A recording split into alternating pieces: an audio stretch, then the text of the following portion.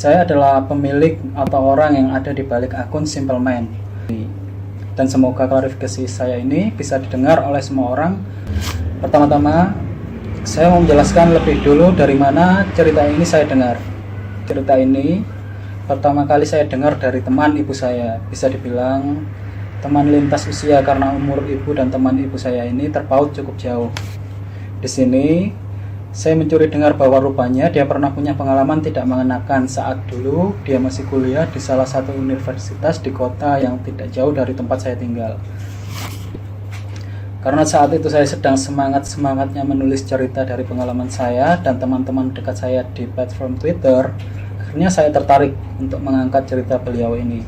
Jadi saya mulai bertanya, mulai minta beliau menceritakan pengalaman-pengalaman dia selama kegiatan KKN ini. Kemudian saya pikir cerita beliau ini walaupun mungkin mengerikan, tapi ada pembelajaran yang mungkin bisa diambil bila saya menuliskan cerita ini. Saya mengutarakan keinginan saya untuk mengangkat cerita ini yang awalnya pihak narasumber menolak, lebih ke mewanti-wanti sebenarnya.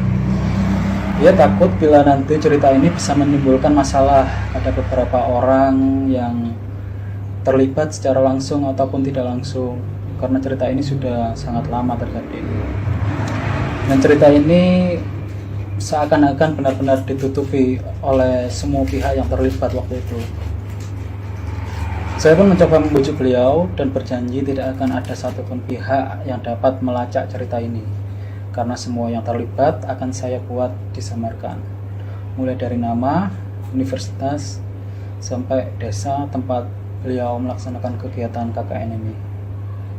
Jadi saya akan menceritakan ulang semua kejadiannya secara rapi, semacam storytelling lagi, merubah beberapa poin penting sehingga bila memang cerita ini nanti sampai ke orang-orang, tidak akan ada satupun pihak yang terlibat secara langsung ataupun tidak langsung bisa mengkonfirmasi kebenaran cerita ini.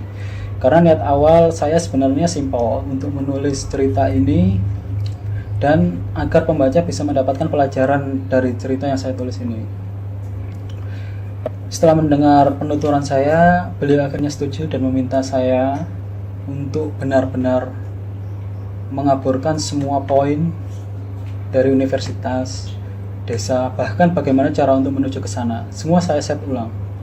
Meski saya tidak benar-benar mengaburkan semua, karena ada beberapa poin penting yang memang lebih baik tidak diubah karena ada hubungannya dalam cerita ini. Kesalahan saya sebenarnya saya masih memberi clue tentang tempat, tentang beberapa poin, dan setelah cerita ini viral, saya benar-benar menyesal. Tapi karena udah terlanjur viral dan semua orang sudah membacanya, ya sudah. Saya pikir saya masih bisa untuk tidak menjelaskan lebih jauh tentang cerita ini, karena jujur saja saya juga merasa terganggu dengan ini. Apalagi pihak narasumber yang juga benar-benar merasa terganggu sih, nggak terganggu doang karena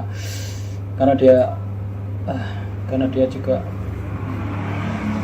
kebetulan punya media sosial juga. Jadi saya cuma mengatakan pada beliau bahwa cepat atau lambat cerita ini akan reda dengan sendirinya.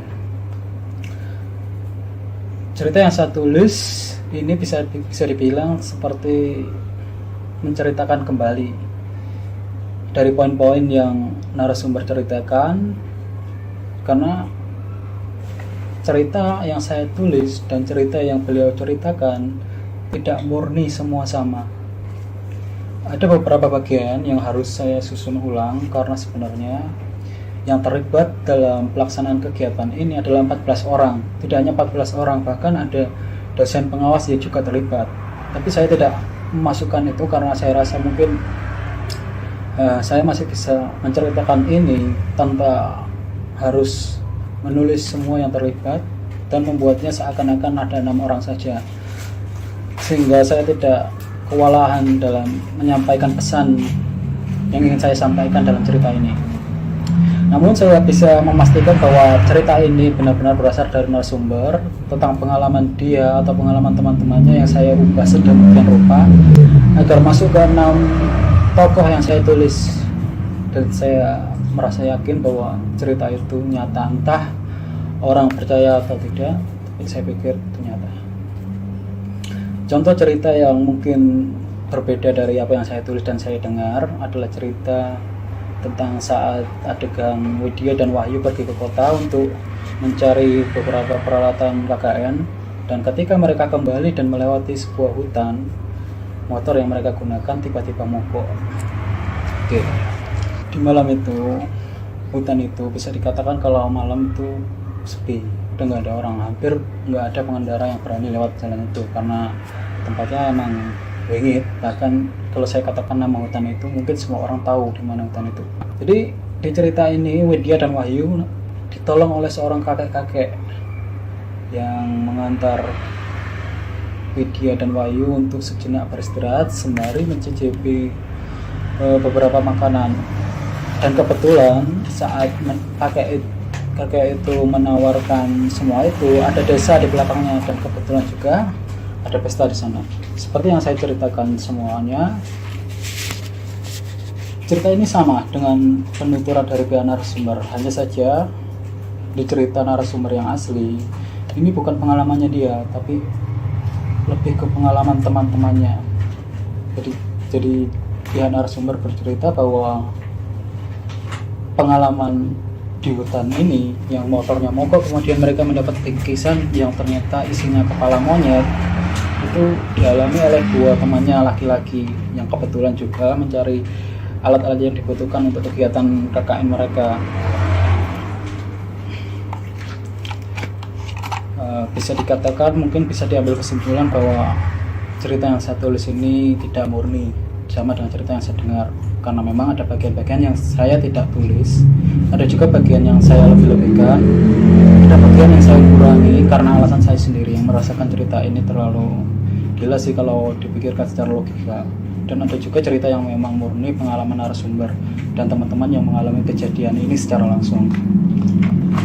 Semua itu saya jadikan satu dalam satu tulisan yang membuat cerita ini sampai di poin klimaks. Nah, di akhir cerita narasumber bercerita bahwa setelah kegiatan ini berakhir, dua temannya harus meregang nyawa. Ya, dua temannya meregang nyawa. Saat saya mendengar klimaks ini dari narasumber, saya sendiri seakan tidak percaya, karena ya gila aja kalau sampai harus meregang nyawa begini. Namun kesemuanya itu sama seperti apa yang saya tulis. Saya yakin bahwa cerita ini memiliki pembelajaran yang baik untuk orang-orang yang membaca, dan saya berharap orang-orang bisa belajar bahwa seperti yang saya dengungkan di ketikan saya, di mana bumi dipijak, di situ langit jujur.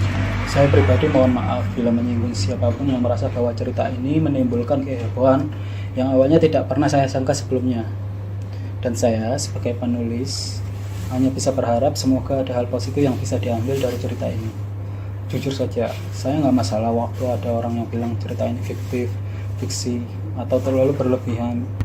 Ini masalah karena memang cerita ini nggak murni dari pihak narasumber, dimana saya buat set ulang, walaupun di beberapa bagian memang sama, bahkan di klimaks sampai teman beliau ada yang meregang nyawa itu pun sama.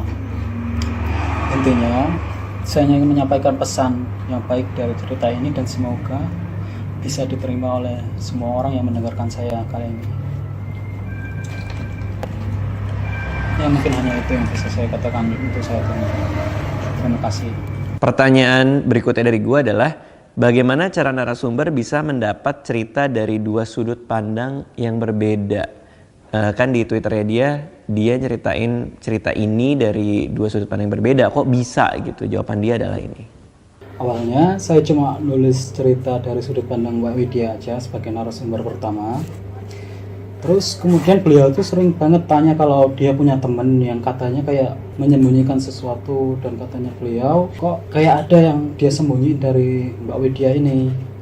Semacam kayak dia tahu sesuatu tapi nggak mau bilang. Akhirnya saya ditawarin oleh Mbak Widya, gimana kalau kamu tanya langsung orangnya. Kebetulan saya masih punya kontaknya, namanya itu saya samarkan menjadi Mbak Nur dalam cerita. Saya hubungi beliau awalnya saat saya menjelaskan bahwa saya ingin bertanya-tanya perihal tragedi yang terjadi dulu. Awalnya beliau kayak mau menolak secara halus permintaan saya, tapi Mbak Widya bantu dengan bilang, ya ada pembelajaran dalam tragedi ini. Jadi Mbak Nur sepakat dan saya harus pergi ke kota beliau yang rumahnya cukup jauh. Saya pergi ke sana sama Mbak Widya dan akhirnya dengerin cerita dari beliau, melengkapi beberapa bagian yang Mbak Widya nggak paham sebenarnya. Dan saat mendengar itu Mbak Widya sama kagetnya sama saya karena beberapa bagian itu kok kayak berkesinambungan satu sama lain. Dan dari sana saya tulis cerita, mungkin lebih baik kalau dibuat konkret baru untuk menceritakan kejadian ini dari versi Mbak Nur. Seperti itu sih. Pertanyaan berikutnya yang gue tanyakan sama dia adalah kenapa si Simple Man ini, ya si narasumbernya, menggunakan akun anonim untuk membagikan cerita Desa Penari dan cerita hantu lainnya. Jadi beberapa cerita hantu juga di sana, tapi kenapa harus akun anonim? Jawaban dia adalah, yang pertama, karena saya lebih memilih menjadi pribadi yang low profile. Kedua, untuk melindungi privasi dari narasumber karena cerita seperti ini biasanya bersifat sensitif untuk beberapa orang dan bisa saja menjadi perdebatan karena semua ini menyangkut kepercayaan masing-masing. Saya juga membagikan cerita-cerita ini bertujuan bila memang ada hikmah yang dapat dipetik dari setiap cerita yang saya bagikan. Awalnya saya buat akun ini untuk hanya sekedar membagikan pengalaman saya pribadi, hanya sekedar untuk mengisi waktu luang, dan ternyata mendapat respon yang baik dari warga Twitter. Kemudian saya memutuskan untuk terus menulis dari cerita-cerita orang terdekat saya, mulai dari teman, tetangga, hingga kenalan untuk membagikan cerita-cerita mereka, di mana saya menceritakan ulang setiap pengalaman dari apa yang mereka alami.